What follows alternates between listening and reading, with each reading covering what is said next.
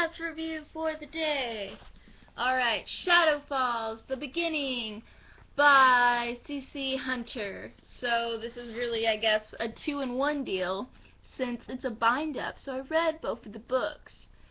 So really it's a book review for 2 books, which are Born at Midnight and Awake at Dawn. Yes, I said that right.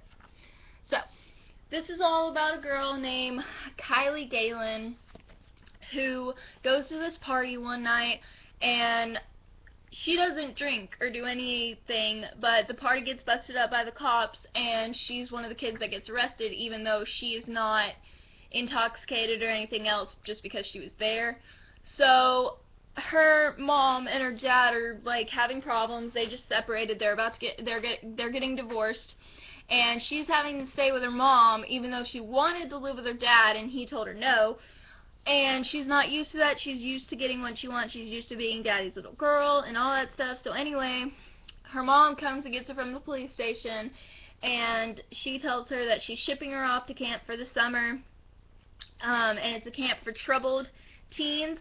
But when she goes, she finds out that it's really a camp for supernatural beings, because the therapist her mom had her going to was recognizing signs in Kylie, and she suggested to her mom to send her there, and so that's what she did. And it's called Shadow Falls, the camp.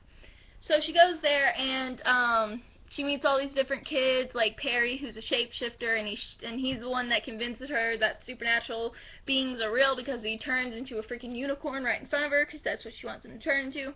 It's really a funny scene. I like that scene a lot. But anyway, I think the most interesting thing about these books is that you don't, like, for the first 2 books anyway, I haven't read the rest, but I'm going to, because I have the next chapter, which is the next 2 books binded up. But anyway, I love the fact that you don't know what supernatural creature Kylie is, because they're not sure, because she shows traits of all different ones. Like, she shows some traits of vampire, some traits of werewolf, blah, blah, blah, blah, blah.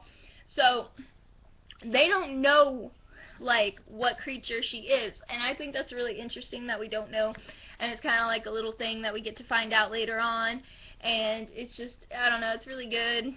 Like, I mean, they're definitely not the best written books in the entire world, but they're super entertaining, and the dialogue is great, and the characters are really relatable, and they're hilarious, and I just think it's really, like, a funny, entertaining series of books.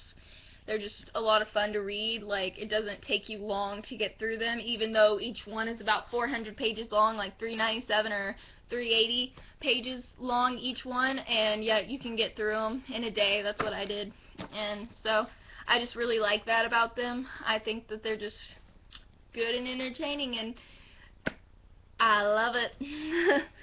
If you don't know, I really love books about like supernatural kind of like schools or camps, or, you know, that kind of thing. I don't know, it appeals to me, so I really like this, and I recommend it to anybody who really likes supernatural and camps and schools, and, you know, like that kind of thing, and just like funny dialogue and entertaining reads. It's really good. I mean, it goes by super fast, and I gave it 4 out of 5 stars on Goodreads, both books, so it's definitely worth picking up.